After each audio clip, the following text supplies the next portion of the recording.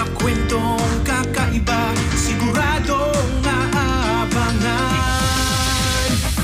Walang pasikot-sikot, umpisa hanggang sa dulo. Magtulong sa kapwa, yan ang aming serbisyo.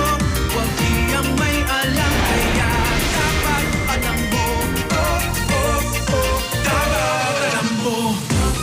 Umakyat na sa 26 ang napaulat na nasawi sa Bicol Region dahil sa Bagyong Christine base sa pinakahuling datos ng Police Regional Office 5. Ayon naman kay Pangulong Bongbong Marcos, siyam na bayan sa Camarines Sur ang tuluyang nalubog sa baha. Yan ang dambuhalang balita natin ngayong hapon. Receiving area natin. Sa mga oras daw. Maraming salamat po sa lahat ng tumawag at sumubaybay dito sa ating Operation Bayanihan, Bagyong Christine. Teleton, sarado na po ang ating linya. Abangan ang iba pa naming future announcement. Kung gusto niyo magpaabot ng tulong, pwede pa rin kayo mag-donate sa Kapuso Foundation. Makikita niyo po sa inyong mga TV screen ang mga official donation channels ng Kapuso Foundation. Isa sa puso tayong magbayanihan para sa ating mga kababayan.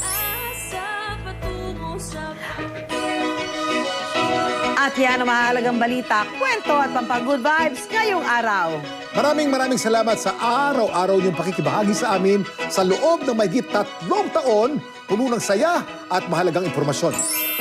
Naway naging makabuluhan ang ating mga balitaan at kwentuhan at may napulot kayo mga bagong kaalaman.